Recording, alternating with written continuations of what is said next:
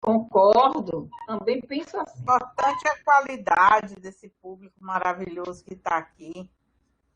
Isso. Eu quero saber se vocês gostariam de falar alguma coisa, Ana e Cris, antes de nós começarmos sobre a PDU, alguma coisa assim, não? Posso meter a bola para frente? Olha, eu gostaria, sim, de dar as boas-vindas, de prestigiar aos que estão aqui confiando nesse trabalho,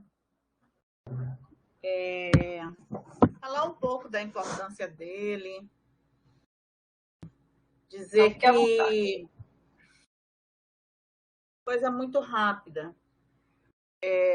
Você está com a palavra aí, dizer que estamos levando à frente, quer dizer, hoje, esses dias, desde ontem, um congresso aqui na UFBA, que é o Enelude, né? Um congresso que está já com mais de 500 pessoas participando, e são muitas atividades, e é muito trabalho realmente, mas estamos aqui juntas com Daniele também, acreditando no poder da assessoria pedagógica, da formação pedagógica, da conscientização que todos nós, né, temos que ter frente à importância desse conteúdo pedagógico em nossas vidas profissionais, né? Tem professores, e aí eu não estou falando só da UFBA, não, estou falando assim em amplo espectro, que não, que consideram que o pedagógico, que o didático são perfumaria, que o que importa é o domínio do conteúdo apenas. E, na verdade, nós defendemos aqui a posição de que, claro, o domínio do conteúdo é muito importante, mas é 50%. Os outros 50% é saber ensinar. Saber o que seja aprender para sabermos ensinar. E isso tem a ver com o conteúdo pedagógico didático. De nada adianta eu conhecer profundamente bem o conhecimento se eu guardo para mim, se eu não tenho as melhores condições de mediar esse conhecimento para o aluno aprender, se emancipar, se desenvolver, se conscientizar, usar esse conhecimento, mobilizar esse conhecimento. Então, eu tenho que conhecer bem essa estrada pedagógica, né? Conhecer bem o horizonte que eu quero atingir, né? Os objetivos da minha ação, a ideologia que encharca essa minha prática, senão eu estarei desenvolvendo um trabalho praticista, não é? Somente de verborrágico, muitas vezes, de estar trazendo um conteúdo sem ter uma clareza muito grande dos objetivos que eu tenho com isso e das melhores maneiras de trabalhar esse conteúdo para fazê-lo acessível às pessoas que precisam se formar, né? Então, é isso, o objetivo da assessoria pedagógica é esse, é atender a essas necessidades e dizer que esses temas que estão sendo tratados aqui nessa PDU itinerante, nós estamos totalmente dedicados às unidades de vocês. Esses conteúdos, eles provêm de uma pesquisa que foi realizada nas unidades. Então, diante da pesquisa que foi feita com os professores da Poli e do ICTI, esses foram os conteúdos que saíram com maior ênfase. Discutir avaliação, discutir ambientes virtuais de aprendizagem, como se trabalhar com isso, esse tipo de planejamento, né? Que é um tipo de planejamento, né, Carol? Você vai falar aí, né? De desenho didático, não deixa de ser.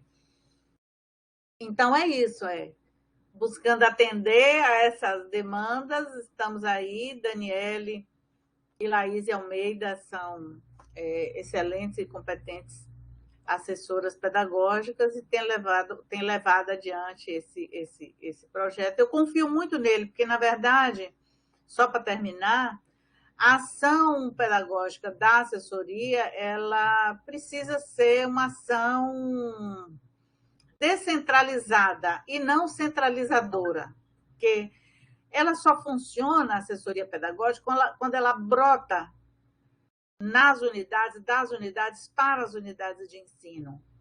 As coisas de fora para dentro podem até despertar, estimular aqui e ali, né? Mas o que forma mesmo é o dia a dia. do nosso exercício, né, profissional, nossa profissionalidade. Então, para isso, a formação continuada precisa ser in situ e em serviço, continuamente. Então, a investida na PDU itinerante é justamente de estar criando e proporcionando esta cultura formacional. Então, a nossa alegria maior vai ser quando a Poli, o ICTI, a medicina, a faculdade de educação, a faculdade de letras, todas elas tomarem para si este papel e se constituírem enquanto instâncias formadoras, né? E é isso daí, não é? E a gente só... É a possibilidade de termos uma rede mesmo formada de colaboração formacional, né, em que os professores possam compartilhar as experiências. Eu ouço, e nós temos a oportunidade de ouvir muito, né, as experiências dos colegas, e essas experiências acabam que mobilizam outras reflexões, não só no âmbito das atividades que o Forped desenvolve pelo ateliê ou pela PDU, mas também nas práticas. Eu tenho recebido, inclusive, não tive tempo de compartilhar com vocês, mas processualmente eu recebo contato dos professores que fizeram ateliê ou que participaram de alguma atividade da PDU, compartilhando comigo as experiências que estão realizando a partir das nossas falas, dos nossos cursos, dos nossos diálogos. É muito interessante, porque aprende eles e aprende a mim também quando eu ouço e tem esse feedback, esse retorno. Então, a gente já começa a perceber que essa cultura está sendo, né, desenvolvida. E quando a gente encontra aqui, por exemplo, Milton, eu estava aqui até pensando, Milton foi meu colega de mestrado. E eu disse assim, pô, o Milton está em tudo. Milton a gente conhece lá da Unifax. Já conhecia da Unifax, depois ele foi meu colega de mestrado, mas assim, em todos os eventos ele vem aparecendo, então a gente vai criando, né, aqueles atores da Casa de Babette, que vão servir, que vão poder contribuir com a preparação do cardápio, etc. Então, eu acho que o caminho é esse mesmo. E agradeço por vocês estarem aqui, Ana e Cris, porque a correria, eu sei que está todo mundo correndo, né? Muitas atividades. O nosso papel é esse, de estimular, de ser agente catalisador de uma ação que é própria dos docentes em suas instâncias. Estamos aqui para criar essas situações, mas elas pertencem a cada um, é isso que eu quero. A minha defesa é essa, sabe? Porque senão não funciona, sabe, Carol? Com certeza. Essa rede mesmo, amiga, sabe? Essa rede importante que você fala tanto. Essa semana, eu recebi 2 contatos, um de teatro, de um professor de teatro, e o outro de uma professora de nutrição. Todos 2 fizeram, um participou da jornada e o outro do ateliê, compartilhando experiências e tirando dúvidas e trocando, e assim, esses diálogos, E Ana também recebe, você também recebe, então essas conexões eu acho que é o que faz com que esse processo formacional ele esteja ativo, né? Ele possa acontecer de uma forma contínua, né? No cotidiano da nossa prática. Com certeza. Nós temos na PDU recebido inúmeros e-mails das unidades de ensino, que muito nos orgulha também, né? De alguma maneira. Já recebemos da Faculdade de Direito, de Administração, de Geologia, de Odontologia, olha para você ver. Então, é assim, é a rede, vocês estão me entendendo, que vai sendo, e aí a gente está levando adiante esse projeto que vocês estão vivendo aqui hoje também para outras unidades. Mas não quero mais alugar a Carol, já são 16h20, deixe você aí. Com os professores da Poli, desejando uma excelente tarde, muitos aprendizados. Vou ficar por aqui para te escutar. Obrigada, Cris. Bom, pessoal, a maioria aqui é da Poli. Professora professora Maria Carolina, desculpa. É interessante que algumas pessoas ainda não a conhecem, né? Então é interessante que a gente faça uma breve apresentação, né? Sua. E antes eu vou sinalizar aos professores, guardem bem este e-mail que está na tela, porque com certeza vocês vão precisar dele, né? E aproveito também para tietar um pouco, para dizer que eu sou muito fã da sua atuação, né? Então, toda vez que você está mediando algum workshop, alguma palestra, alguma coisa, eu sei que vai ser de qualidade. Então, a professora Maria Carolina possui, veja se está tudo ok, tá? Doutorado em Difusão do Conhecimento e mestrado em Ciência da Informação pela Universidade Federal da Bahia, graduação em Ciência da Computação com ênfase em Análise de Sistemas pela Universidade do Salvador. Pesquisa e publica na área de tecnologias educacionais com enfoque em temas sobre gestão de conhecimento. É pesquisadora no Centro Interdisciplinar de Desenvolvimento e Gestão Social e possui experiência como pesquisadora visitante da Universidade da Califórnia, né? É vice-líder do grupo de estudos de políticas de informação, comunicação e conhecimento, além da experiência na coordenação do departamento do curso de administração da Universidade Federal da Bahia. Ok? Isso mesmo, coisas, né? Mas... Eu só não sou mais vice-líder do GPIC, porque a gente tem uma política de tentar fazer essas mudanças. Então, hoje nós temos 2 colegas que estão ocupando a liderança, que é o professor Natan e o professor Gilian. Mas que é um grupo que é multidisciplinar, está no Instituto de Ciência da Informação. Eu sou da Escola de Administração, mas eu gosto muito de estar em várias unidades, então é um grupo que envolve professores do IAC, da FACOM, do ICI, de Administração, da Universidade Federal do Rio Grande do Sul. Então, a gente tem aí uma herança, inclusive, esse grupo é uma herança do professor Otto Jambeiro, e eu só não estou mais na liderança dele, mas de resto, você falou bastante coisa, só não falou que eu também sou mãe de Ibe Cauã, que eu acho que talvez seja algo que me mobiliza muito para muitas das coisas que eu vou falar aqui hoje, tá? Principalmente porque eu tenho refletido muito sobre minha prática, e eu já estou aqui começando mesmo, né? Por ter a oportunidade de observar as aulas dos meus filhos, né? Um tem 9 anos e o outro tem 6.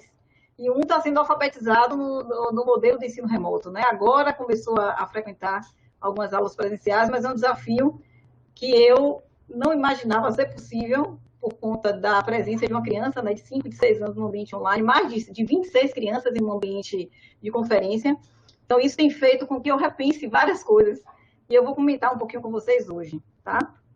Sintam à vontade para interromper a qualquer momento, ou pelo bate-papo, ou pelo microfone. Podem abrir as câmeras, podem deixar fechadas, para a gente poder conversar. Bom, essa noção que eu trago aqui do desenho didático, você já deve ter ouvido falar sobre design instrucional inicialmente, depois sobre design educacional. O design instrucional, ele evolui para o design educacional por conta de que a gente acredita, muitos autores acreditam, que o modelo abordagem instrucional de transmissão de informação, ela tem pouco impacto na aprendizagem. Então, começou-se em determinado momento a se falar do design educacional, pensando na perspectiva do ensinar e do aprender. Só que como nós trazemos aqui a concepção de que esse design, que seria o desenho, o layout, a estrutura das informações em ambientes virtuais de aprendizagem, não tem muito sentido se eles estiverem deslocados do saber pedagógico, didático, que Cris, inclusive, já comentou hoje no início, né? Então, a gente começa a pensar na perspectiva de que você desenvolve um desenho para materializar uma ação que foi planejada no seu plano de ensino. Então, por isso que a gente utiliza essa nomenclatura desenho didático, né? Alguns autores começam a utilizar essa nomenclatura por isso. E nós vamos falar sobre isso. Como materializar uma ação que foi planejada no meu plano de curso, no meu plano de aula, e que está de acordo com o projeto pedagógico do meu curso. E como é que essa ação pode ser materializada no ambiente virtual de aprendizagem? Então, a intenção da gente é falar um pouco sobre isso. E aí eu vou trazer algumas questões que eu ouço com frequência, né? E que a gente também tem registro de questões que estão dentro do nosso ambiente da assessoria pedagógica, para que a gente possa refletir um pouco sobre essas demandas. Antes de começar a falar um pouco sobre essas reflexões, na segunda-feira à noite eu tenho uma turma com 50 alunos. É uma turma minha, são 2 turmas, uma à noite e uma pela manhã, desse mesmo componente. E eu tenho nessa turma 50 alunos. E quando eu comentei para os alunos que a gente provavelmente voltaria para o presencial no ano que vem, no início do ano que vem, que era uma possibilidade bem, bem forte de acontecer, um aluno escreveu no chat e falou: ai, meu Deus do céu, já fico logo com medo. E aí eu abri o microfone, né, e perguntei a ele, né, o que foi que aconteceu? O que você disse que está com medo desse retorno? Ele falou assim, não, professora, porque a gente já se adaptou a isso. A gente já se adaptou ao ensino remoto. A gente hoje começa a resolver várias coisas ao mesmo tempo, né? Você consegue fazer, inclusive, navegar por outras coisas, pegar um conteúdo aqui, buscar outra informação ali, conversar com colegas simultaneamente. Então, as dinâmicas que acontecem nesse ambiente online é diferente do que a gente fazia no presencial. E eu estou com medo de não me adaptar novamente à dinâmica do deslocamento, do estar com os outros em um ambiente físico, geográfico, né? E ele, de certa forma, representou um pouco de ansiedade. E a gente vai precisar trabalhar também isso agora nesse retorno, né? Eu acho que os professores também vão enfrentar, talvez, uma certa ansiedade pela mudança, novamente, de comportamento. Porque o ambiente, ele, de certa forma, impacta e influencia na forma como o nosso corpo dispõe dessa tela, né? A gente se enquadra aqui na tela, mas a gente também tem a possibilidade de ter uma dinâmica diferente de navegação, de pensamentos, de reflexões, né? É demandado da gente uma comunicação nem sempre síncrona, então às vezes é assíncrona, então tem alguns impactos que precisam ser avaliados, tá? Então é bom que a gente guarde essa informação agora e a gente consiga recuperar ela durante aqui as falas, pensando em todos os desafios que a gente vai precisar enfrentar caso a gente volte de imediato ao ensino presencial antes da possibilidade de viver o híbrido. Se for essa decisão, a gente vai ter algumas coisas aí para a gente poder ajustar. Bom, dentro das reflexões que eu trago aqui para a gente poder iniciar a nossa conversa hoje, eu trago aqui, na verdade, um fluxo, né? Um fluxo de possibilidades. E nesse fluxo de possibilidades, a gente pode ler ele na horizontal ou na vertical, tá? Eu vou fazer um exercício aqui agora e vou tentar fazer essa reflexão aqui pela horizontal. Então, o conhecimento, ele pode ser compartilhado. Isso já é algo que a gente já sabe, é um fato. A gente também já sabe que o conhecimento dificilmente ele é transferido. Você não consegue simplesmente aprender algo e transferir, como se você estivesse pegando um objeto e colocando dentro de uma caixa na cabeça da outra pessoa. Mas nós conseguimos compartilhar um conhecimento, tá? E esse conhecimento, ele pode ser compartilhado por mecanismos de socialização. E essa socialização, quando você tem à disposição os ambientes digitais, podem ser síncronos ou assíncronos. No presencial, é síncrono, porque está todo mundo disponível no mesmo espaço, falando e ouvindo ao mesmo tempo.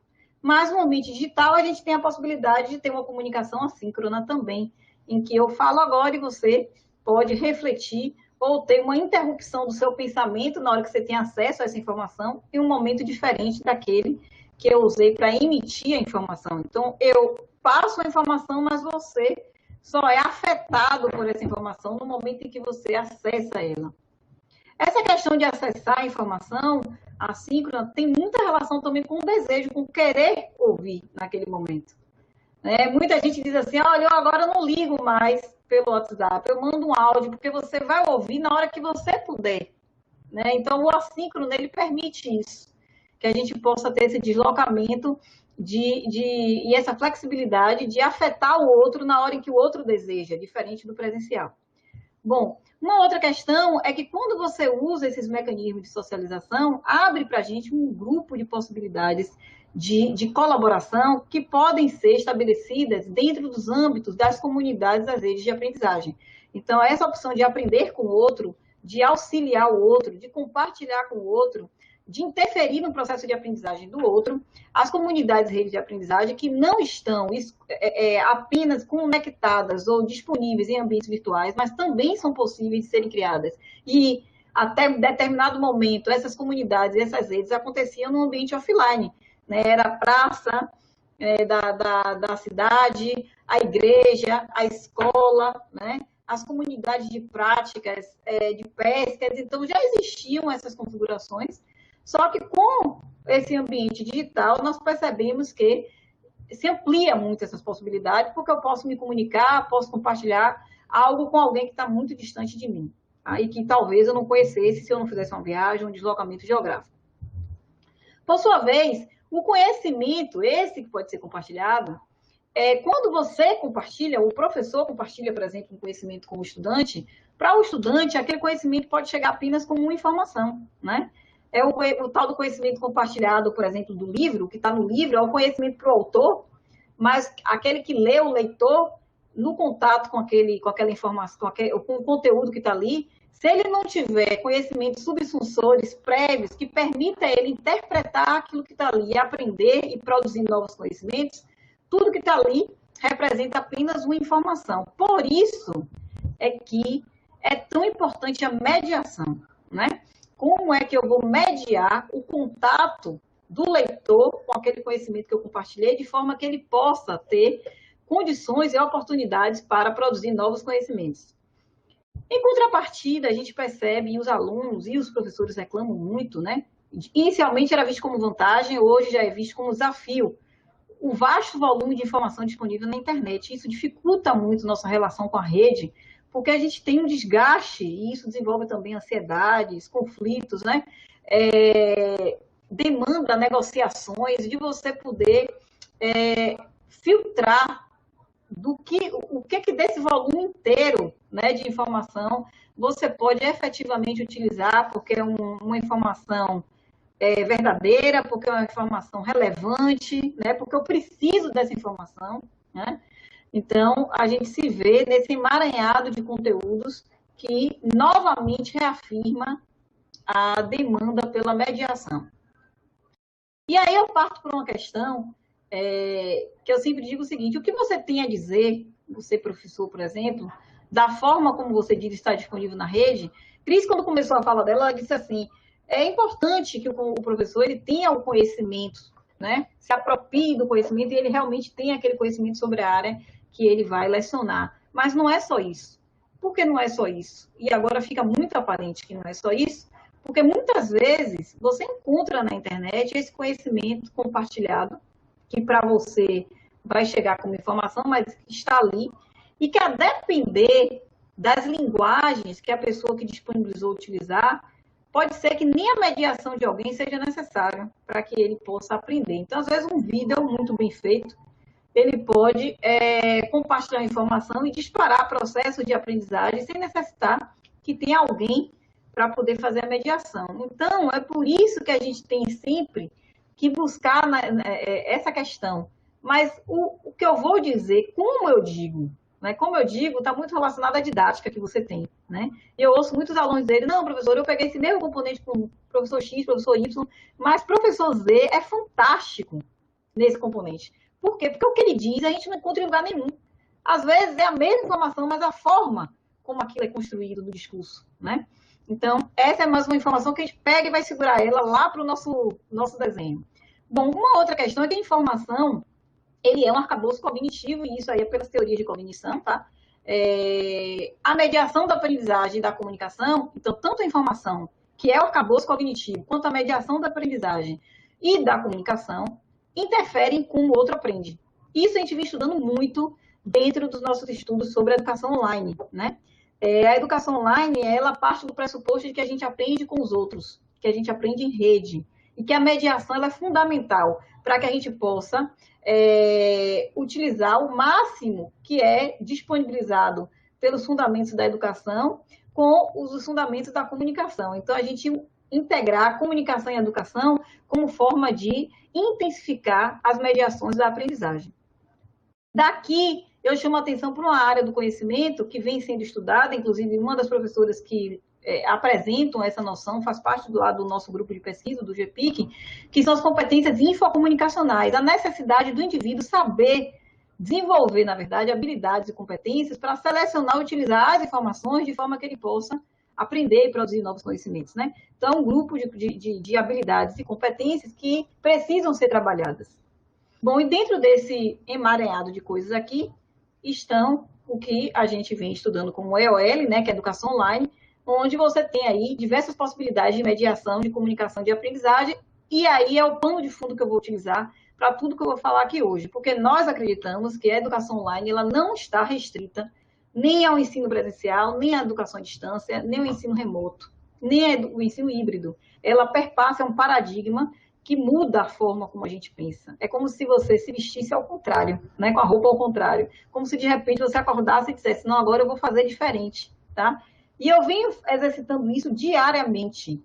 Diariamente. E quando eu recebo um e-mail de um estudante, hoje, eu vou até usar esse exemplo, eu já tinha observado isso, eu tenho uma aluna que ela, sempre quando acaba a aula, ela me manda uma mensagem que ela tem alguma dúvida do que eu acabei de explicar na aula. Eu comecei a observar isso e falei, poxa, mas por que ela, na hora da aula, quando eu abro o momento de perguntar se alguém tem alguma dúvida, ela não diz nada, e quando acaba a aula, ela me manda um e-mail dizendo, professora, eu não entendi, o que é mesmo que eu tenho que fazer, né? Eu comecei a observar isso, então aí eu comecei a criar uma outra forma de interação com essa estudante, porque eu acredito que ela precisa desenvolver a autonomia do processo de aprendizagem dela, né? Então, eu sempre faço mais perguntas a ela do que eu dou alguma resposta. E isso vai fazendo com que... Hoje ela já me mandou uns 4 e-mails, né? E eu percebo que ela ainda não conseguiu resolver a primeira questão que ela me fez hoje. Mas, mesmo assim, eu ainda estou insistindo nesse processo, porque eu sei que alguma hora ela vai começar a disparar. Como é que ela vai conseguir obter determinadas informações? E aí eu vou orientando ela dentro do ambiente virtual de aprendizagem para que ela possa começar a desenvolver essa autonomia. Ela fica, na verdade, insegura, né? A ponto de querer saber realmente, será que o que eu entendi é o que realmente a professora disse?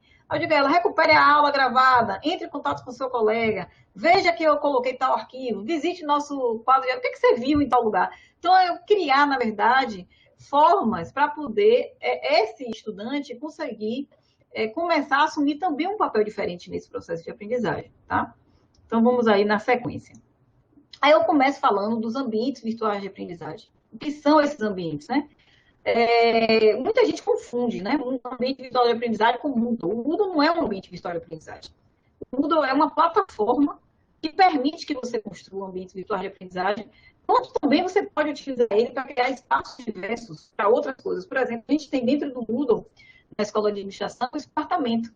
Ele não tem o foco da aprendizagem, mas o suporte ao departamento, para comunicações administrativas, para envio de caderneta eletrônica, para várias outras coisas, a gente utiliza o Moodle, e a gente escolheu o Moodle, na verdade, com a estratégia de apresentar aquele ambiente para os professores. Então, na verdade, a gente convida o professor a acessar o ambiente do departamento para resolver todas as questões da vida dele acadêmica e administrativa, e por benefício, ele acaba aprendendo a utilizar aquele ambiente, a reconhecer como um local que ele já conhece, que ele se sente confortável, para que ele possa, talvez, selecionar o Moodle para utilizar nas suas disciplinas, né? Então, foi uma estratégia, mas também ele foi utilizado com outro objetivo. Então, o ambiente virtual de aprendizagem, ele pode estar hospedado em várias plataformas, como o Google Classroom, como o Teleduc, como o WebCT, como o Blackboard. Então, existem várias plataformas que possibilitam a criação de ambientes virtuais de aprendizagem.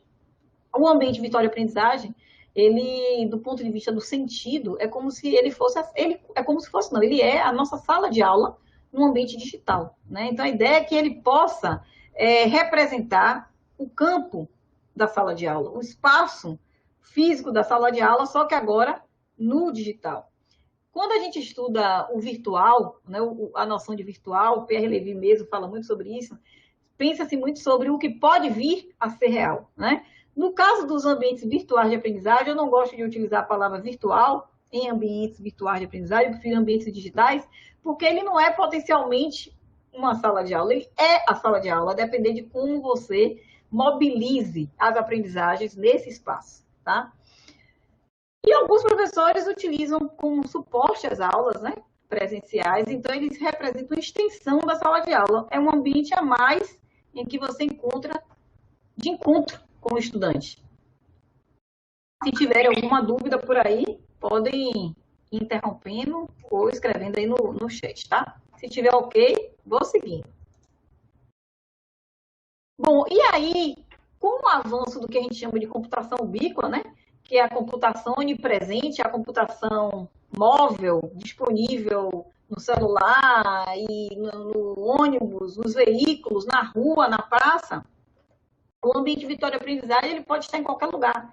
Eu posso estar no ônibus, indo para o trabalho e ter acesso ao meu ambiente virtual de aprendizagem.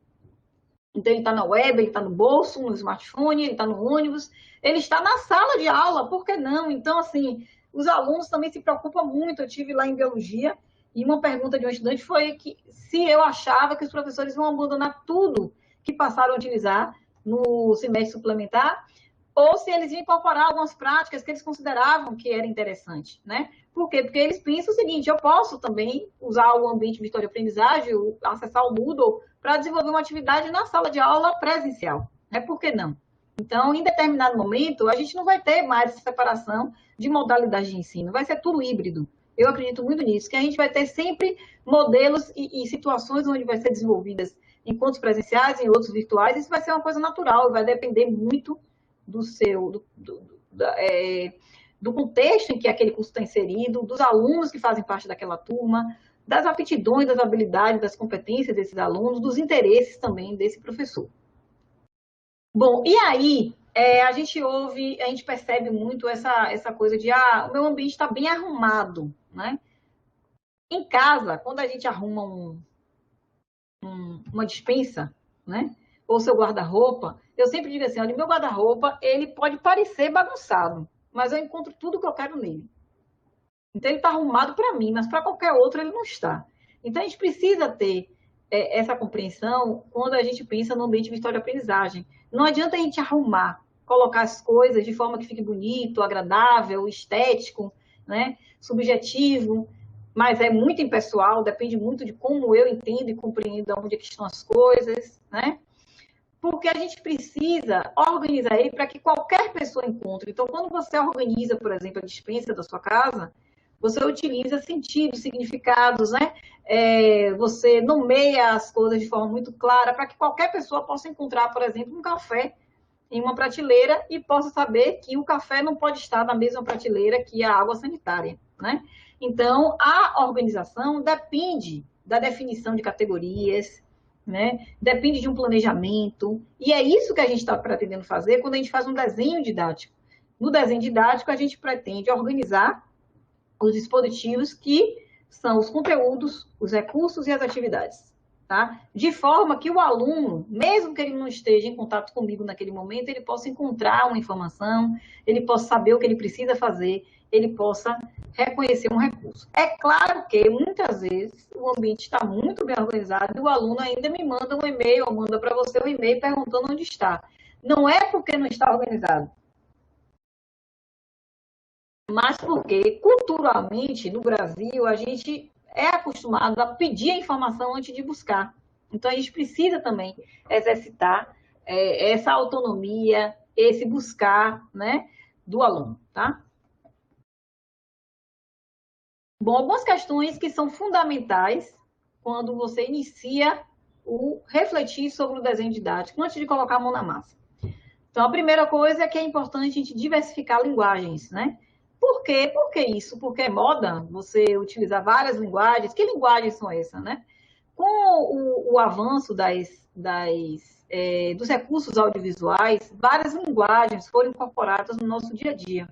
A linguagem audiovisual envolve aí o áudio, o vídeo, as imagens em movimento, as ilustrações, né, o texto. Então, isso, na verdade, possibilita que a gente comece a perceber que alguns estudantes eles têm mais facilidade, né, para aprender ouvindo do que vendo, né?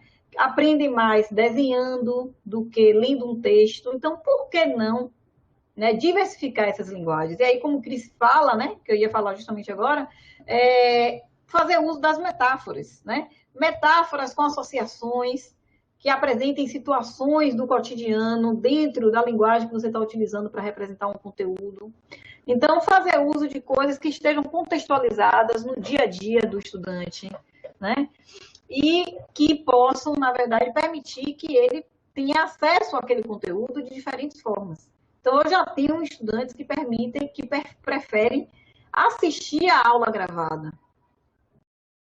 Outros que preferem ouvir, né? O podcast está aí explodindo nessa faixa etária dos 19 aos 35 anos, porque muitas pessoas preferem ouvir e ouvem muitas vezes fazendo academia, né? É uma dinâmica diferente. Eu nunca me imaginei estudar malhando, por exemplo. Para mim, eu tenho que estudar em silêncio, num ambiente fechado, e eu prefiro material impresso. Não gosto de ouvir música quando eu estou estudando. Mas cada pessoa é de uma forma, né? Então, a gente começa a perceber que diversificar as linguagens podem disparar outros processos de aprendizagem, que é muito importante. Assim como os recursos, né?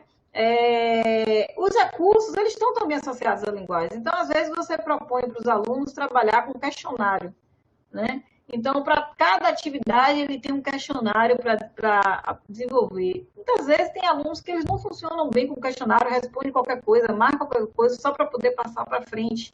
E aí, você apresenta uma outra opção de trabalho no fórum, onde ele vai ter que debater. Quer dizer, essa variedade permite também que você possa desenvolver habilidades e competências diferenciadas. E a gente vai perceber que essa escolha vai depender muito do meu plano de aula. Então, está tudo muito amarradinho. É como se fosse uma coxa de retalhos que a gente vai costurar e juntar. Aquelas coxas de fuxico, né?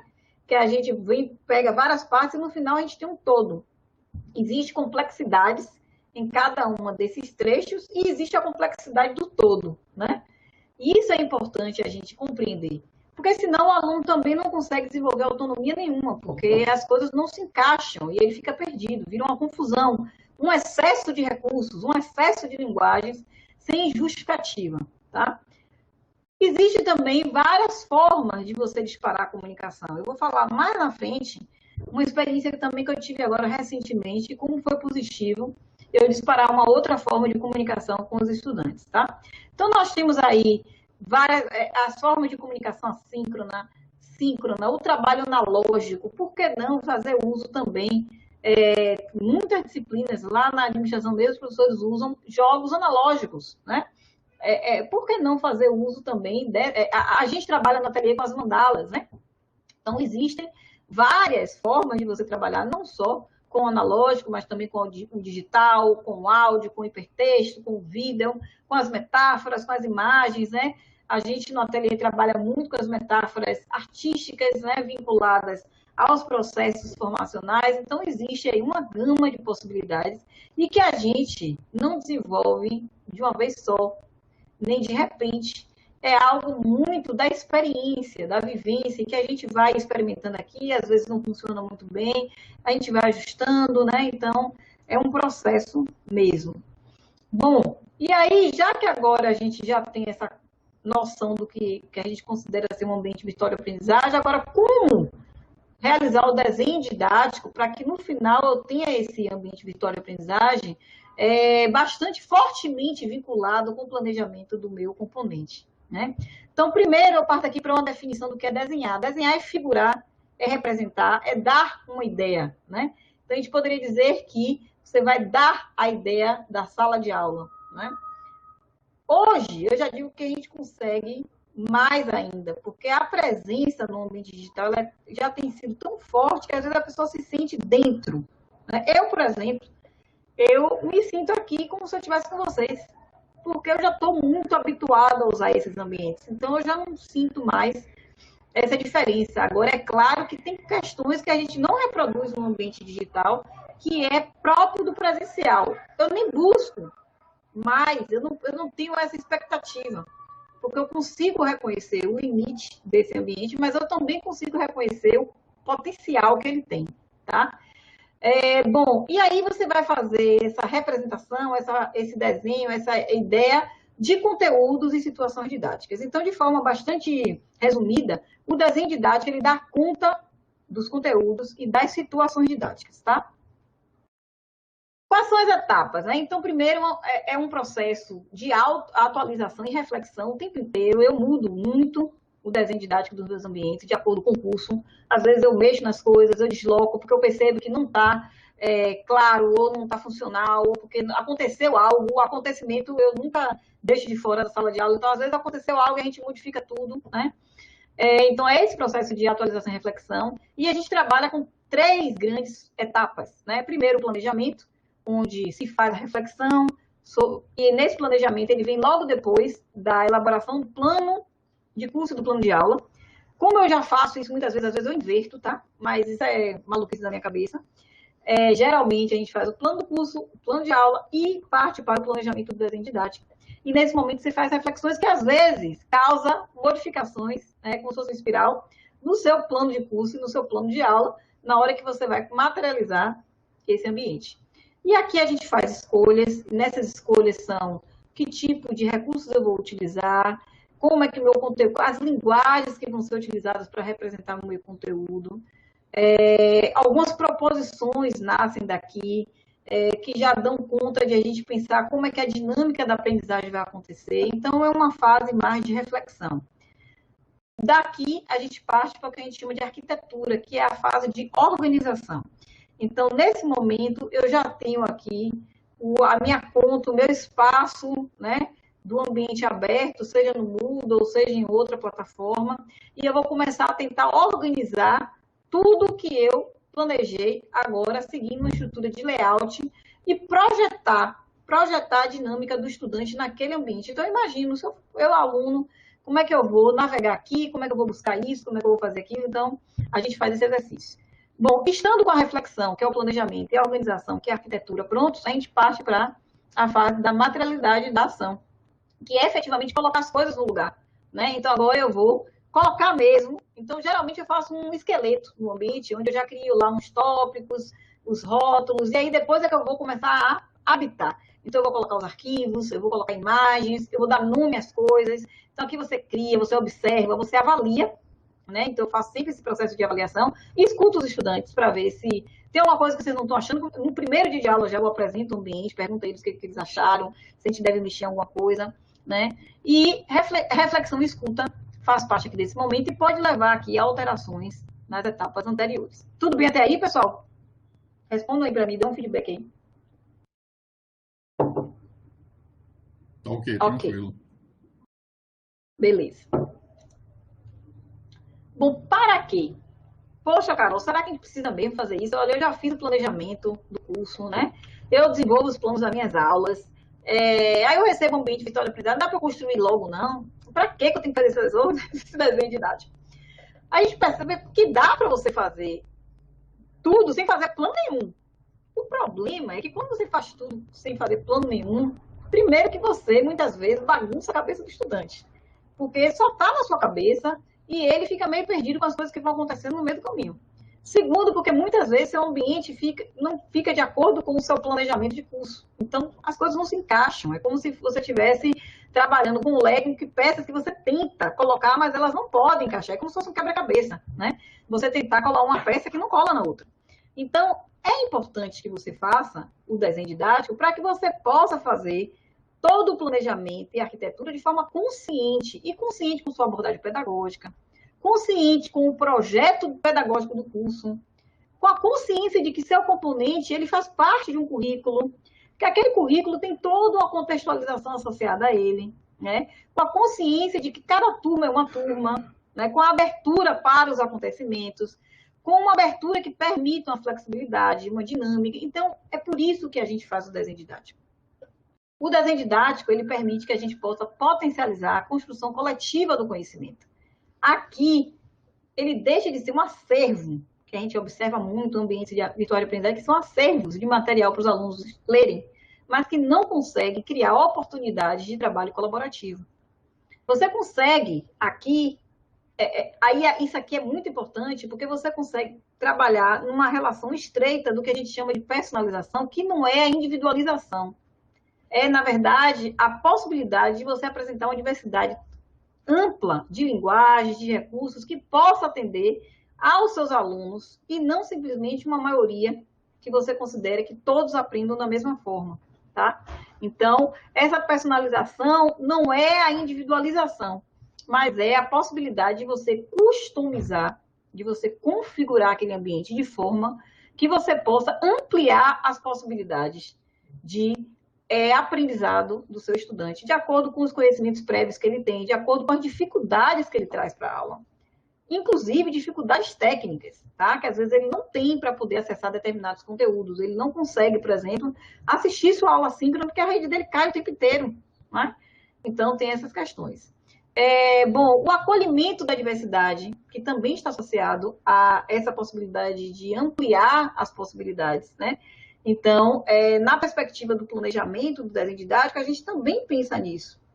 Eu, às vezes, dou aula E aí, às vezes, eu tenho alunos de fora do estado ou de fora do país. E é importante você também trabalhar linguagens que sejam claras para esses estudantes. Às vezes, um termo ou um símbolo que você utiliza e que é muito comum no estado da Bahia, um aluno de fora ele não tem essa compreensão, né? Então, isso já chega no nível, inclusive, mais complexo, que a gente geralmente no nosso dia a dia na UFBA não trabalha, mas quando a gente acaba trabalhando com turmas que são nacionais, a gente enfrenta muito problemas desse tipo.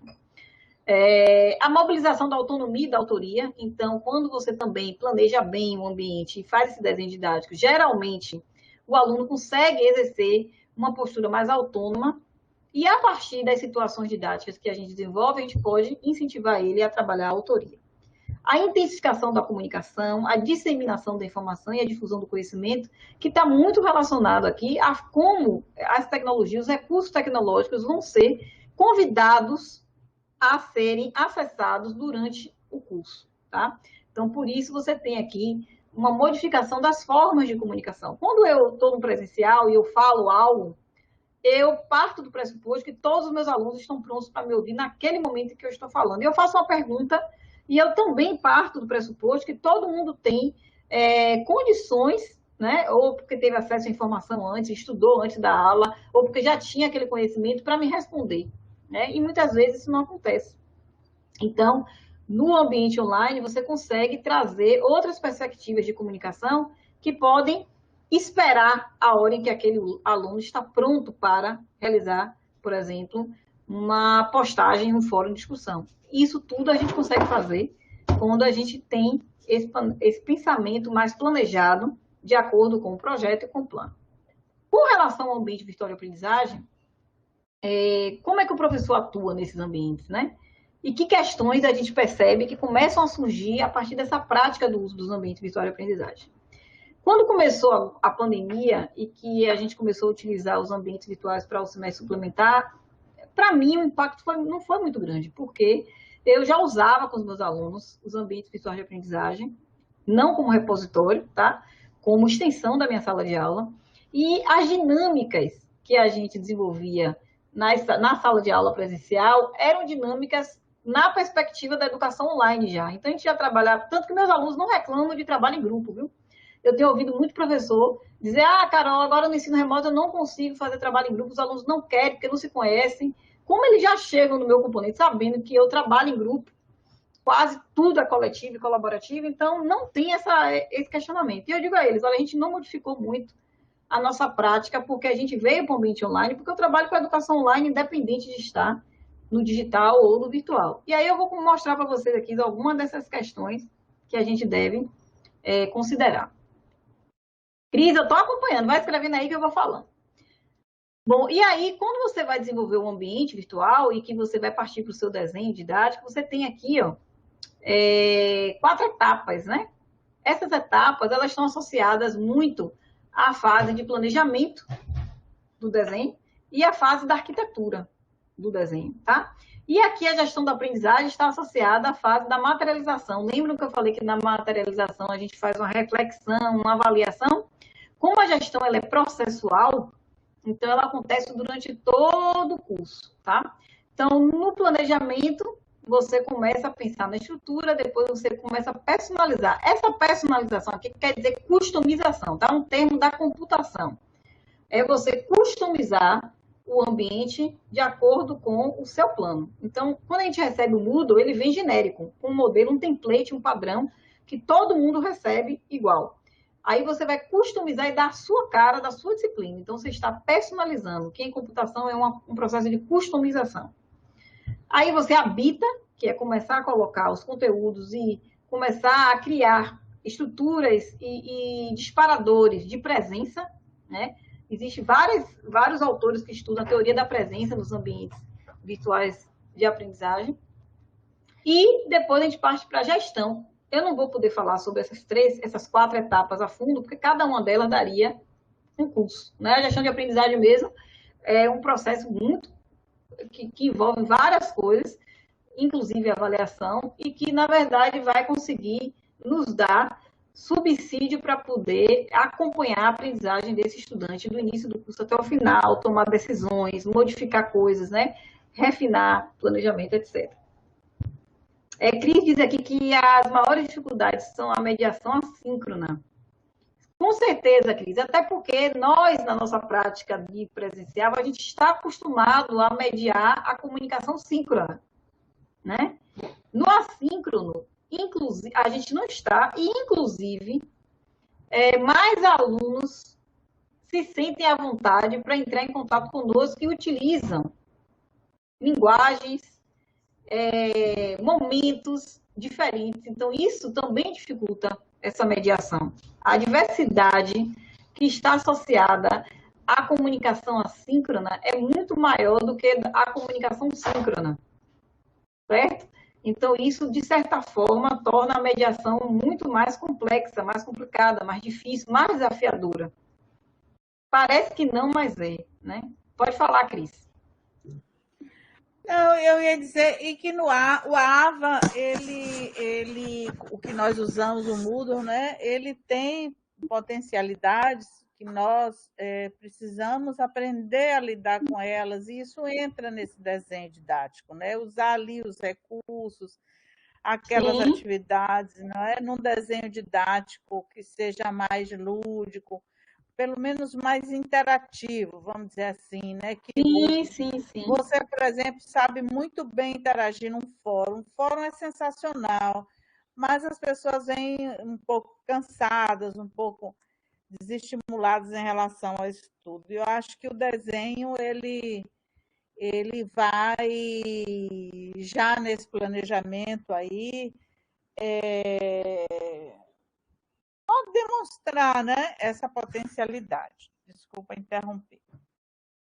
E deixar claro quais são as intenções, tá? A intenção, a gente não pode perder de vista a intenção. Por que eu tô apresentando? Por que eu vou desenvolver um fórum para que os alunos discutam sobre marco civil da internet? Por que eu estou fazendo isso?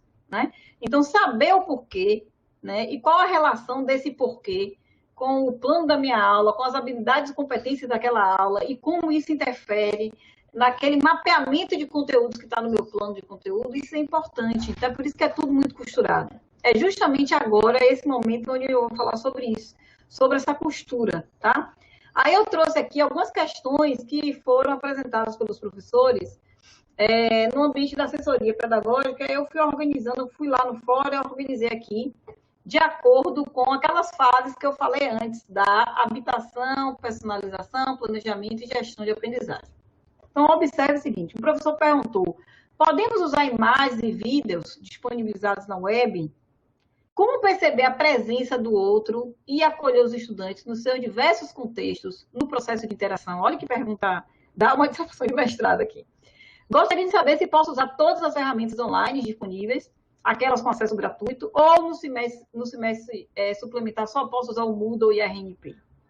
Eu peguei essas 3 questões aqui, abri 3 blocozinhos aqui, né, para a gente poder ampliar um pouquinho e pensar em possibilidades. A primeira questão em relação às imagens e vídeos é justamente que as imagens e vídeos permitem que a gente possa diversificar a linguagem e que a gente possa associar metáforas de aprendizagem, tá? Tem professores, por exemplo, que utilizam as histórias em quadrinho, né? Tem muitos que trabalham com galerias, a depender da área, por exemplo, o pessoal da área de artes plásticas trabalha muito com isso, o pessoal da área de cinema, né, também. Então, o pessoal da área de saúde também usa muito, né? Então, aqui eu coloco como sugestão que a gente precisa recorrer a banco de imagens e vídeos, né? Para que a gente possa, na hora que a gente for construir um ambiente virtual de aprendizagem, a gente encontrar essas imagens, né? Existe imagem e vídeo nesses bancos para tudo, gente. Para célula, para planta, né? Na área de engenharia, para o pessoal da área de zootecnia, para o pessoal da área de nutrição. Então, você sempre encontra muitas imagens já prontas nesses bancos de imagens, assim como vídeos, né? Vídeos aula, vídeo documentário, vídeo comentando filme. Então, é importante que a gente possa recorrer a esses bancos de imagens e vídeos para poder justamente trazer essa dinâmica para o ambiente. Não ser só a sua fala, o seu ponto de vista, mas você recorrer a outras formas de ver aquele conteúdo. E aí eu coloco aqui que se for bancos de imagens e vídeos, por exemplo, do YouTube, aí você vai incluir o link, e não o vídeo, colocar o vídeo, baixar o vídeo no seu computador e depois anexar no Moodle. Isso você não pode fazer, porque apesar de ele estar na web, ele não é público, ele pertence a alguém, ele não tem uma licença Creative Commons, que diz que aquele conteúdo pode ser baixado, alterado às vezes, inclusive, e disponibilizado em um outro local. Mas você pode incluir um link ou usar o recurso de incorporar, que parece, quando você coloca lá o vídeo no editor do Moodle, ele parece que está dentro do Moodle, mas na verdade ele não está. Você navega por ele dentro do Moodle, mas ele continua dentro do YouTube, tá?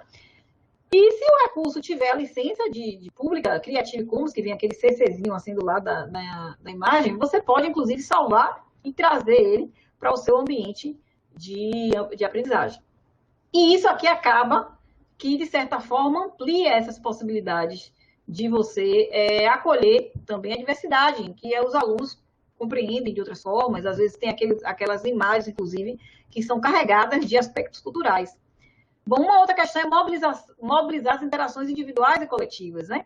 Então, essa questão da presença, é importante que a gente crie vínculos, né? O vínculo é importante na sala presencial, assim como no ambiente virtual, né? Sempre tem aquele estudante que senta no final, que não fala nada, e que às vezes ele se mexe todo assim, e a gente não chega a tentar conversar com aquele aluno depois da aula, né? Ir lá pertinho dele para poder saber se ele está entendendo. Então, eu agora, nesse semestre, eu fiz o seguinte, eu peguei a caderneta do Notas Web, né? Da UFBA, baixei a lista dos alunos todos, depois eu abri a lista dos alunos que já estavam no meu ambiente e criei 2 mapas. O aluno que já estava no ambiente, mas que ele não estava acessando há mais de uma semana, né? Começou o semestre, ele ficou uma semana, acessou a primeira vez e sumiu, e aqueles alunos que não acessaram. E aí eu mandei mensagens, eu tenho 50 alunos, esse semestre eu tenho 50 alunos numa turma, na outra eu tenho 45, na outra eu tenho 28. Né? Da graduação, sem contar após. Então, uma média de 100 alunos. É o que foi que eu fiz. Mandei uma mensagem individual. Eu perdi 2 manhãs para fazer isso. Mas o resultado foi muito bom. Eu mandei uma mensagem individual para cada aluno, perguntando a ele, os que não acessaram o ambiente, perguntando se ele tinha recebido a mensagem onde eu mandei o código, se ele sabia que a disciplina ia acontecer pelo Moodle, se ele tinha alguma dúvida, o que tinha acontecido, por que ele estava ausente, se era algum problema de saúde, qual a dificuldade que ele tinha. E para os outros que acessaram e sumiram, eu perguntei, eu estou sentindo sua falta, você está perdendo o planejamento, você acessou nosso plano de atividades, com todas as atividades que vão ser realizadas, você perdeu a primeira aula, mas ela está disponível porque foi gravada, qual a dificuldade que você está tendo. E foi impressionante o retorno. Os alunos se surpreendiam porque ele recebeu uma mensagem direcionada para ele. Então, ele dizia assim, professor, eu nunca imaginei que você me mandaria uma mensagem. Olha, agora que você mandou uma mensagem para mim, eu sinto que eu preciso participar da sua disciplina. Eu vou participar. Tinha alunos que tinham dificuldade como, o meu estágio mudou, professor, eu não posso fazer essa disciplina mais nesse horário. Aí eu dizia, mas tem a outra turma. Você vai cursar na outra turma e aí depois a gente resolve essa questão da caderneta. Tinham alunos que estavam com problemas pessoais, de pessoas que perdeu por conta de Covid, por causa de perda de emprego, e aí eles iam me contando o que estava acontecendo e eu dando alternativa, né? Quer dizer, não tem problema, você vai, a partir da próxima aula, ter os conteúdos que você vai acessar. E aí, teve alguns alunos que tiveram que trancar e eles me mandam mensagem, eu acho tão bonitinho que eles mandam mensagem dizendo assim, professora, você foi tão cuidadosa, atenciosa, mas eu vou ter que trancar a disciplina. Como você foi cuidadosa comigo, eu me senti na obrigação de ter que te dizer que eu vou trancar por uma questão mesmo financeira, né? E aí eu digo, tá bom, não tem problema, mas no próximo semestre se encontra. Então, o impacto, gente, dessas mobilizações de interação individual foi importante para criar um vínculo com o estudante. Então, eles se comportam também de forma diferente. Eles percebem que eles precisam ter um compromisso comigo, porque eu tenho um compromisso com eles, né? Então, e às vezes, assim, eu também não quero assustar logo de início, mas assim, em alguns momentos eu vou começar a pedir para um mandar mensagem para o outro.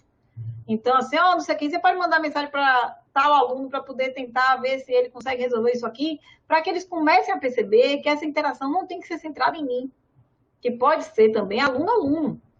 Então, aí a gente vai exercitando mesmo o que a gente vê na teoria, tá? Bom, e a outra questão é diversificar com cuidado, né? Então, essa coisa de a gente trazer um monte de coisas, né? Tudo que está disponível na internet. E, às vezes, o pessoal usa o Moodle, o Google Classroom, mas eu quero utilizar outra plataforma. Pode ser que para você seja mais confortável, porque você já tem experiência com essa outra plataforma, mas imagine que o seu estudante ele já está utilizando aquelas ali. Então, para ele vai ser mais um dificultador, mais um desafio, né? Então, e o uso da plataforma, que não é livre, como é o caso do Moodle e do WebConf, pode ser bastante interessante por conta de usabilidade, porque é mais fácil de usar, mas a gente precisa saber até que ponto e até quando, né? Porque em determinado momento os softwares pagos podem passar a ser muito caros. Então, o Google Classroom, atualmente, ele é de acesso gratuito, mas ele não é um software livre. Então, ele em qualquer momento pode ser cobrado. Então, por isso que eu sempre digo, olha, vamos experimentar para ver, será que não é legal também? Será que se eu aprender a usar, não pode ser mais viável a utilização desse ambiente? Os alunos, quando são matriculados no sistema da UFBA, automaticamente, eles já têm acesso, né, ao Moodle. E o Moodle, automaticamente, já tem todos os ambientes criados, né? Então, é um processo que é automático. Se, de repente, a UFBA começar a fazer uma integração, por exemplo, do relatório de notas que é gerado no Moodle para o sistema acadêmico, a gente nem precisar migrar nota de um sistema para o outro, vai precisar, né? Então, a gente começa a pensar nessas possibilidades aí. Então, aqui é selecionar os recursos e dispositivos a serem utilizados, mas de forma cuidadosa e com as escolhas muito claras na sua cabeça. Intenção e justificativa. Isso a gente faz no planejamento, tá? Bom, aí, mais duas questões aqui. Como despertar cada vez mais a busca por autonomia nesse processo? E gostaria de saber sobre as técnicas que podem ser utilizadas nas atividades assíncronas, além de vídeos do YouTube e textos. Bom, eu coloquei aqui, evite dar respostas e faça previsões. Ao invés de você estar sempre apresentando resposta para o aluno, apresentar mais perguntas. Eu faço muito, essa aluna mesmo que me manda perguntas, eu faço uma outra pergunta a ela, de forma que ela chegue à resposta, para que ela possa exercitar esse outro papel autônomo num processo que é responsabilidade dela, né? Ser redundante, então eu repito, por exemplo, a mesma coisa que eu falo na aula, eu coloco também no mural de avisos, eu coloco no nosso plano de atividades. Vai ter que fazer o quê na próxima? Toda aula eu abro um arquivo no Notas Compartilhadas, coloco a agenda de hoje, o que a gente vai fazer, né? E depois dessas notas compartilhadas eu compartilho no ambiente. Então, é importante ser redundante para que o aluno tenha vários caminhos para encontrar a mesma informação, mas ter cuidado para não causar inconsistência. Então, atualizar a informação no lugar e deixar outra desatualizada. Isso é algo que a gente tem que ter atenção. Considere o plano do curso ao realizar o desenho didático. Então, se você pega o plano de curso e a partir daí você constrói seu desenho didático, também as coisas ficam mais amarradas, né? Utilize rótulos que comuniquem. Então, por exemplo, o nome da tarefa que ele vai ter que enviar. Se é uma tarefa para envio, por exemplo, de um mapa conceitual, coloque lá, tarefa de envio de mapa conceitual. Use termos, né, que ele possa localizar com facilidade. Diversifique as situações de aprendizagem. Então, priorize a produção colaborativa como forma de habitar e dinamizar o ambiente. O aprendizado sozinho, em ambiente online, ele tende a provocar muito mais evasão do que quando você tem. E isso é pesquisa de anos, viu? Em educação à distância mesmo, desde 97, observando diversos cursos de categorias diferentes, e duração diferente, que quando o aluno ele aprende sozinho, ele tende a evadir com mais rapidez do que o aluno que trabalha colaborativamente. A chance desse aluno terminar o curso é maior, né? Por conta dos vínculos que são criados, por conta de ter os outros ali, né, para ajudar a rede estabelecida. E aí a gente pode trabalhar com vários tipos de situações diferentes, como elaboração de mapas, como trabalho com os wikis, com os blogs, com os glossários, com os murais digitais, com os pads. Aí eu trouxe até aqui o link de um pad, que é um ambiente online para construção de texto de forma síncrona. Então eu escrevo, vocês vão vendo. Então, às vezes, inclusive na aula síncrona, você pode abrir, compartilhar a tela e a gente ir construindo esse texto juntos, né? Através desse pad, tem vários outros, né? Os murais digitais que a gente faz no Padlet também funciona muito. Então, começar a exercitar esses trabalhos que dinamizam tanto a aula síncrona como a atividade assíncrona. E do ponto de vista da gestão da aprendizagem, um aluno perguntou assim, das plataformas que até então o professor, né, temos disponíveis, o Moodle é o único que disponibiliza ambiente para realização de avaliação? Não. Né? A primeira pergunta é como eu posso avaliar meus estudantes? E isso vai estar lá no seu plano. A partir dessa definição de como você vai avaliar, que está de acordo com a abordagem pedagógica que você adota, com as crenças que você tem, né? E com o perfil da disciplina, você deve planejar, elaborar e diversificar, né? Então, selecione os conteúdos que serão trabalhados nas avaliações. E no caso de avaliação por questionário, que é o caso dessa pergunta aqui, você deve primeiro construir seu banco de questões, para depois você montar o seu questionário. E isso pode ser feito em diversos ambientes. O Google Classroom eu não uso, mas hoje mesmo eu abri para ver, ele tem lá uma opção de você criar os questionários, por exemplo, né? Bom, e aprenda fazendo. Eu sempre digo que a gente tem que exercitar, pesquisar na web, recorrer à assessoria, né? Em que a gente fala muito sobre avaliação, a gente traz várias perspectivas de avaliação, diversas possibilidades, né? Que podem focar mais na colaboração, no trabalho muito voltado para o desenvolvimento da criatividade, do diálogo, da reflexão, né? E converse com os estudantes. É uma outra alternativa que eu acho muito importante. Bom, e aí no desenho é importante na hora de você fazer a autoavaliação se a ação que foi materializada atende às intenções, é você observar como é que está a presença desses alunos nesse ambiente, como é que estão acontecendo a dinâmica, né, o dinamismo, se está muito morno, se as coisas estão acontecendo, se existe movimento, se o pessoal frequenta o fórum, se não frequenta, será que não é melhor a gente mudar a estratégia? As possibilidades de flexibilidade, aconteceu algo, como é que eu vou mexer nisso? Será que dá? Será que está tudo muito amarrado e eu não consigo, né? E também outras questões que eu acho que é muito importante, que é a afetividade. Então, quando eu recebo um e-mail de um aluno como esse, que diz assim, professor, eu vou trancar, eu estou sofrendo que eu vou trancar, porque eu queria muito participar do componente, né? Então, assim, o acolhimento, quando a gente manda esse e-mail personalizado, e também buscar sempre a identidade, né? O aluno saber, esse ambiente é da professora Carol, porque está aqui ela, eu consigo enxergar ela aqui nesse ambiente, né? Então, na prática, já encerrando, a gente tem no Moodle da UFBA Novo uma área onde a gente pode acessar, né? E tem um suporte técnico, onde você pode, inclusive, replicar o conteúdo do seu ambiente anterior para o semestre posterior. E nós temos aqui a opção de utilizar modelos, né? Que foram templates, que foram criados por uma equipe durante o período do semestre suplementar, com pessoas de vários setores, né? Ana Verena também participou aqui, e alguns modelos foram criados para ajudar os professores que não querem começar do zero, que já querem um mínimo de layout, aquela fase lá da arquitetura, previamente definido. Então, você pode escolher aqui entre 6 modelos, tá? E cada modelo, ele segue uma estratégia diferente. E eu vou falar sobre isso depois. Bom, quando a gente começa o desenho, eu falei para vocês que a gente olha duas coisas, né?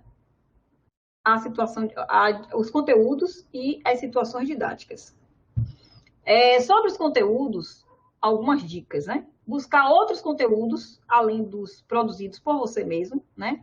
Que tratam do mesmo assunto ou tema. Observar as mídias utilizadas, se vai ser vídeo, se vai ser áudio. A profundidade da abordagem desses temas. Se é um tema que você precisa de uma profundidade maior, se é um tema que pode ser visto de uma forma mais resumida, né? Então, você, na hora de escolher, leva em consideração isso.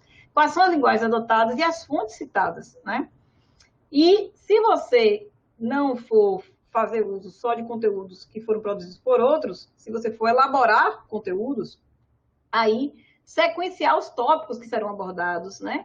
Para seguir uma sequência lógica, classificar esses tópicos em centrais e secundários, identificar as relações temáticas dentro e fora desse componente e selecionar a linguagem e estratégia narrativa. Quando a gente faz o desenho didático, a gente leva em consideração esses dois aspectos. Os conteúdos que a gente vai utilizar, que não foram produzidos por a gente olha a mídia, a profundidade, as linguagens e as fontes. E aqueles conteúdos que a gente mesmo elabora, a gente leva em consideração a sequência, a classificação, a identificação das relações temáticas e a seleção da linguagem e da estratégia de narração, tá? Isso é algo mais avançado, que geralmente os professores que trabalham com desenvolvimento de conteúdo para cursos à distância acabam que seguem uma abordagem da educação online, acabam que já tem essa experiência aqui.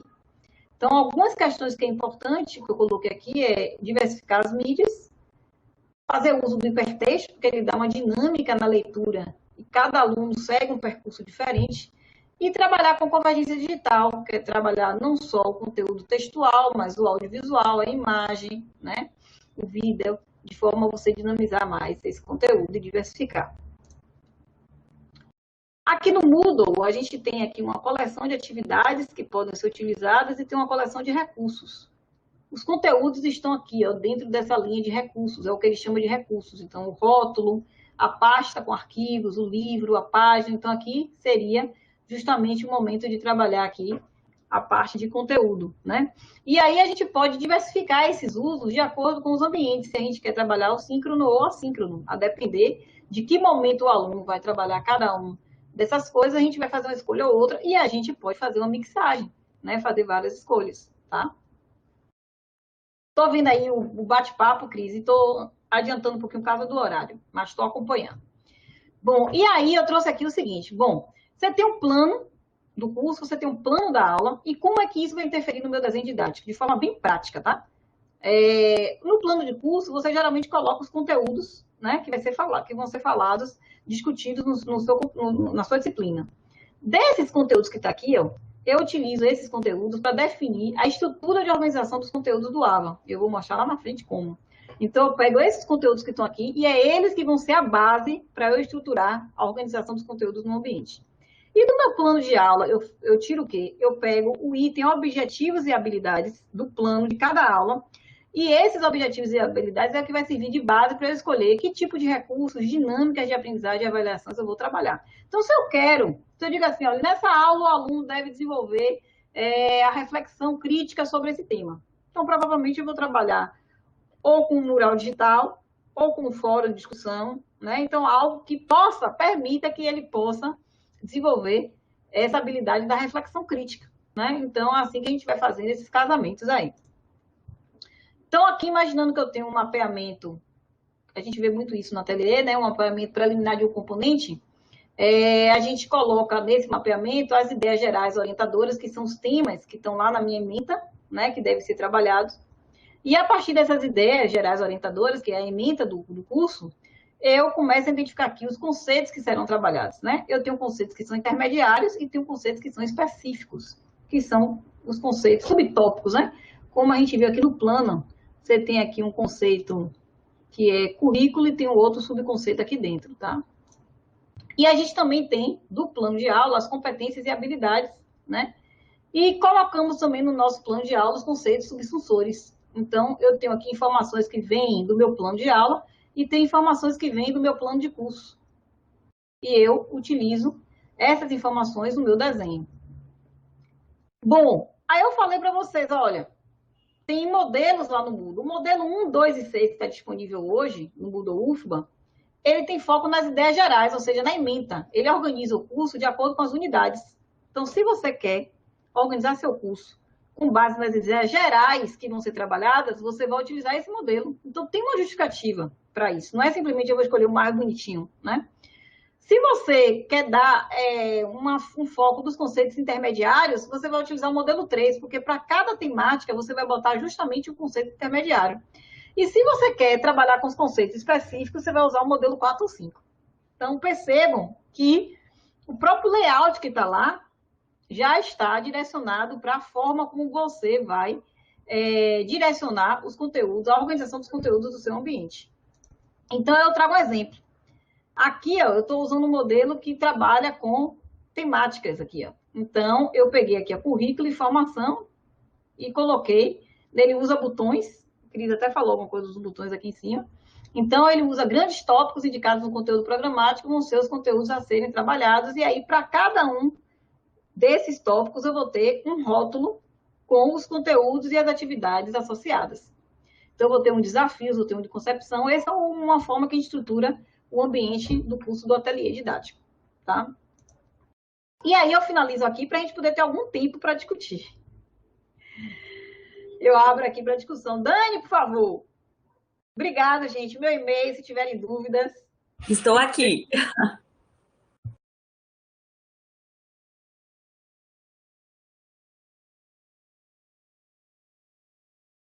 Os professores podem colocar as dúvidas no chat ou abrir os microfones, né? Para ouvir vocês também. Paulo está digitando. Fala aí com a gente, Paulo. Oi, Carol. Desculpe. Oi, Paulo. Vou te chamar de Carol, porque eu já vi que né, a gente pode ter essa Todo liberdade. mundo só me Né? chama de Carol. Maria Carolina, só como tá reclamando comigo, é minha mãe. Então me chama de Carol, por Eu favor. imaginei. Mas olha, gostei muito, aprendi muito mesmo com a sua fala, com toda a sua experiência, enfim. Muito obrigado pela compartilhar com a gente aí, saber. Nós estamos todos aprendendo, né? E eu fico até assim, fico pensando, poxa, quanta coisa que eu poderia ter feito que eu não fiz, né? Principalmente em questão de utilização de outros recursos. Mas eu tenho uma dúvida que é a respeito não tem tanto a ver, talvez, com a questão do planejamento em si, mas, de certa forma, com o planejamento que eu pensei. Que eu tô utilizando a aula invertida, e esse semestre eu achei que deu tão certo assim, no sistema de gerar mais engajamento por parte deles, que eu basicamente estou fazendo 80% do curso nessa base.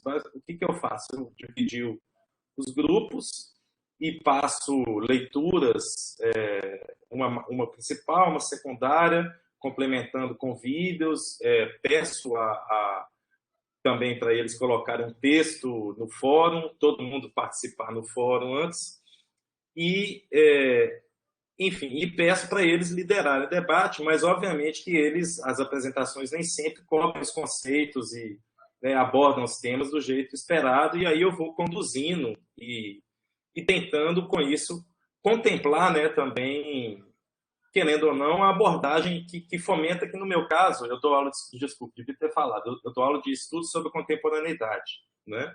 E no meu caso, a competência principal é justamente esse desenvolvimento da capacidade de reflexão crítica né? sobre os temas gerais que estão presentes na emenda, que é basicamente conceitos de política, de economia, trabalho, relação de trabalho e direitos humanos. Né? Então, são temas muito, por si só, engajantes e, nesse momento também, né, político do país, ainda mais, vocês imaginam. Mas a minha dúvida é sobre até que ponto eu poderia estar sacrificando um pouco do rigor também, que é da academia, que a gente não pode abrir mão, né? Que é essa... Enfim, né, a gente sabe uma certa estrutura do conhecimento que eu acabo perdendo né, ao utilizar essa metodologia.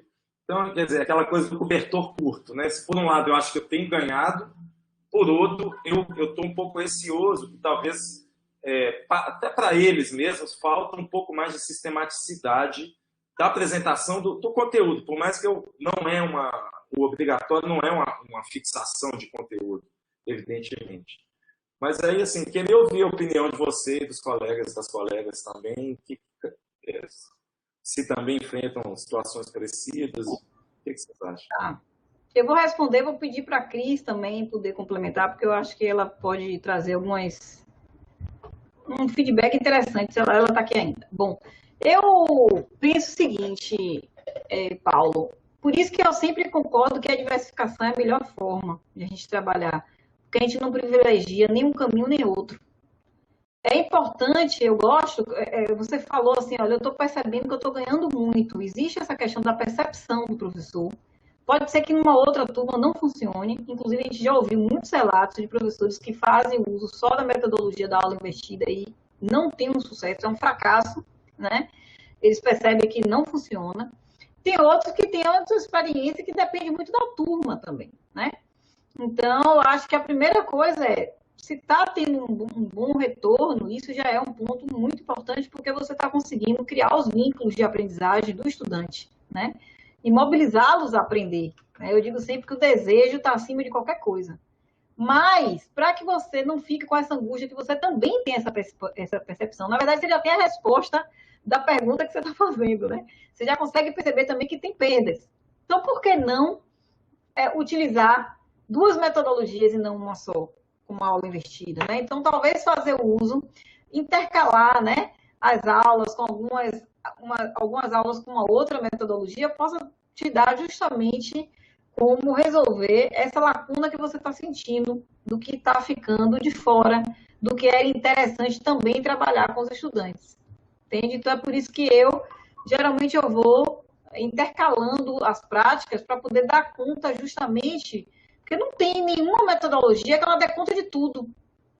Né? Então, por isso que eu acho sempre importante a gente diversificar. Diga, Cris. Acho perfeito isso que você falou. Não tem como você... a gente, por exemplo, nós somos bastante críticos ao método transferencial, né? Entre aspas, as aulas somente expositivas, transmissionais. Dizemos sempre, né, que nós não podemos, isso são aulas já, modelos já ultrapassados, vamos diversificar, utilizar modelos interativos. Aí o professor vai e muda, escolhe um outro modelo, só de trabalhar com seminário. Não resolveu, porque ele mudou o eixo da questão, mas, da mesma maneira, ele não está diversificando sua metodologia, ele está utilizando de um modo só, né? Um modo único, fazendo com que os alunos se responsabilizem mais pelo aprendizado do que o professor na visão transferencial. Mas isso também não resolve você depositar tudo no aluno, né? O que resolve? O que resolve é o equilíbrio. Então, para a gente escolher uma boa técnica ou estratégia de ensino, a gente tem que observar bem os objetivos que a gente tem. Porque as técnicas, os métodos e as dinâmicas, eles vão subsidiar os objetivos que nós temos na prática, né? Então, muitas vezes, uma aula expositiva, interativa, que permite o diálogo, que permite a interlocução, ela é muito bem-vinda no momento de você fazer uma síntese, mas ela não é bem-vinda no momento inicial. Eu começar um processo com os meus alunos e já começar uma aula expositiva nesse estilo transferencial, sabe? Verborrágico, trazendo apenas o conteúdo né? Então, numa perspectiva mais construtiva, o que é importante? É importante eu começar com problematizações, com sensibilizações, para aguçar a motivação do meu aluno. Muitos professores reclamam, meus alunos não estão motivados. Meus alunos não participam das aulas. Claro, se você traz aulas com pacotes prontos, em que eles não se veem implicados, eles não vão participar. Eles vão ficar como nas aulas presenciais, igualzinho também, vão ficar ali caladinhos, e é meio que na zona de conforto deles, né? Então, a gente tem que mexer com isso. Uma sala de aula invertida, como o Carol disse, nós tivemos no ateliê didático um professor que trouxe esse depoimento, eu não sei se Carol lembra, ele disse que usou a aula expositiva durante todo o semestre. No final do semestre, nem ele, nem os alunos estavam suportando mais aquele negócio da aula invertida. Nem ele próprio, como docente. Você lembra, né? Então, eu disse a ele, é claro, você fez uma opção que não pode. Do mesmo modo, tem professor que só faz seminário, divide os livros em capítulo 1, 2, 3 e 4, as equipes vão apresentar aqueles capítulos. E ele não faz uma aula, não faz uma síntese, não faz uma exposição, não faz uma problematização, não faz um projeto, uma dinâmica integradora, não varia os recursos. Então, sabe, professor, quem foi que perguntou mesmo? Eu já estou aqui sem saber que eu estou com o olho no Paulo. Então, Paulo, eu não sei se eu respondo, mas eu não sei se eu estou respondendo bem a você, mas eu concordo com Carol de que nós temos que diversificar ao máximo as nossas metodologias e pensar bem, da mesma forma que as avaliações, fazer com que essas metodologias e as minhas avaliações cumpram, isto sim, os meus objetivos.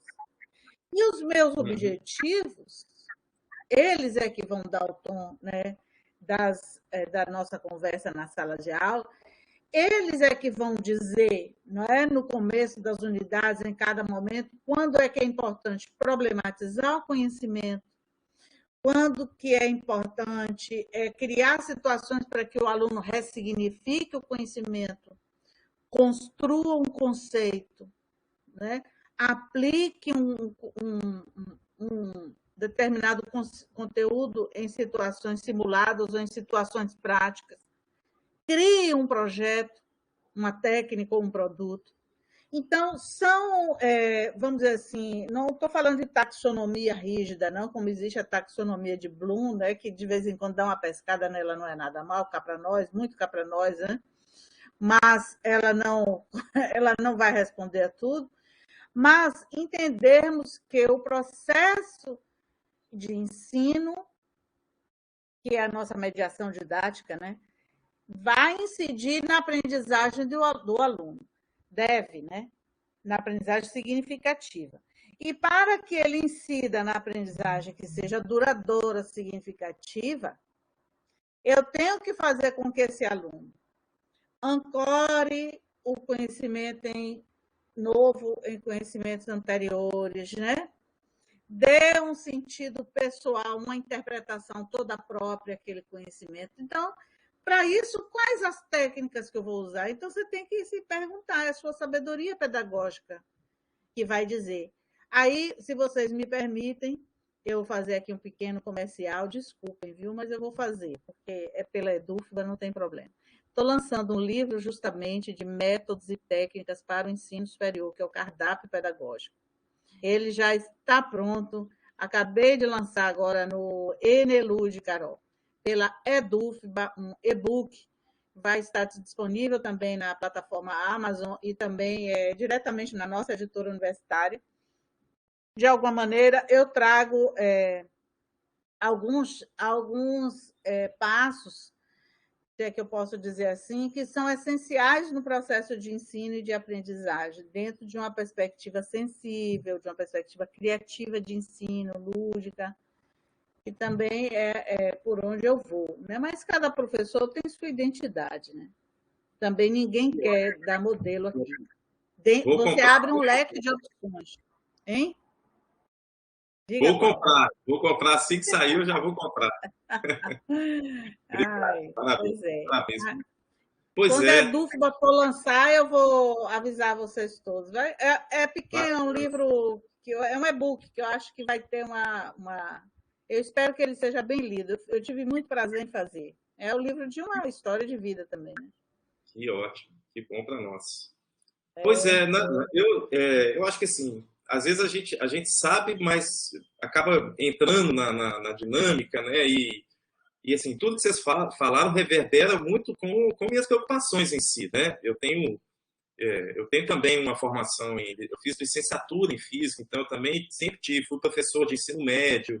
Eu tenho uma preocupação também mas de fato, assim, vocês me atentaram, porque às vezes, por mais que a gente saiba que a gente pode mudar o planejamento, né?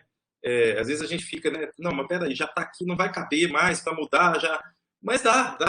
Eu tenho que inserir. E, na verdade, justamente nos momentos, já estou até pensando aqui nos momentos de aula assíncrona, né, que eu deixo reservado, eu vou começar a preencher um pouco mais com momentos síncronos, onde eu possa fazer uma exposição mais estruturada do que foi dito, sei lá, no último mês. Assim. E com isso, eu acho que porque, de fato, para os objetivos do componente curricular, essa dinâmica, ela oferece muito mais do que as outras que eu já tentei, né? Porque realmente o que a gente vê é que os estudantes, com isso, eles são forçados a ler os textos com a profundidade para poder apresentar.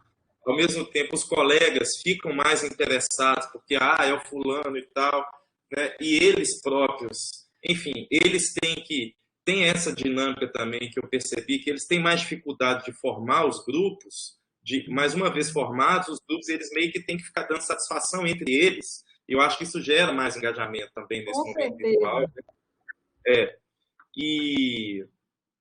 Mas, de fato, gente, é um desafio, né? E é sempre bom poder estar escutando de quem realmente se dedica à reflexão teórica e com toda a experiência de vocês. Muito obrigado, de verdade. Eu acho que, falo em nome aqui dos colegas, foi um momento importante, assim como vão ser vários outros, né? O trabalho da PDU, a gente sabe que tá muito bacana.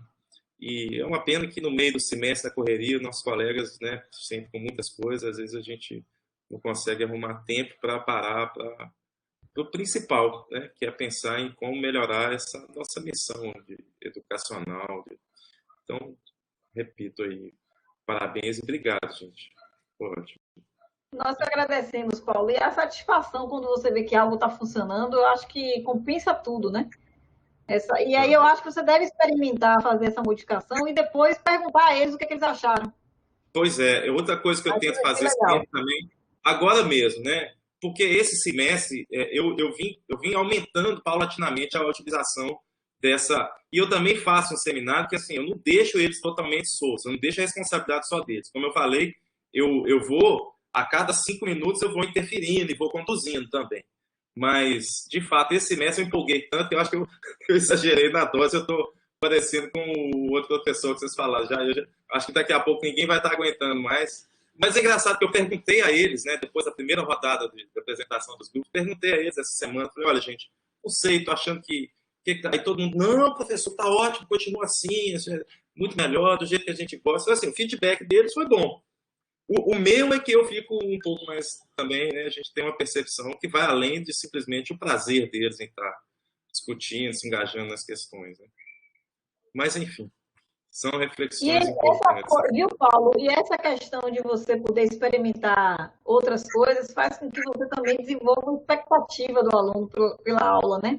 Ele não sabe exatamente tudo que vai acontecer, então isso também trabalha a curiosidade. Meu filho de 9 anos, ele recentemente me disse assim, minha mãe, essa professora que eu tenho esse semestre, ela é muito boa, mas a gente sabe exatamente o que vai acontecer na aula dela, o início, o meio e o fim, não acontece nada assim de novidade que leve a gente a outro lugar, porque a professora dele, aí ele disse, porque minha professora do ano passado, às vezes a gente estava assim, numa discussão, quando a gente ia ver, a gente já estava em outro lugar, né? Então, assim, como aquela coisa do acontecimento, da novidade, né? Da viagem do processo de aprendizagem.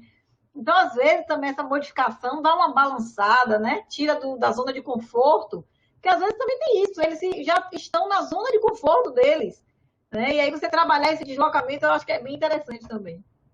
É Igor, é? Esse vai ser professor, no duro.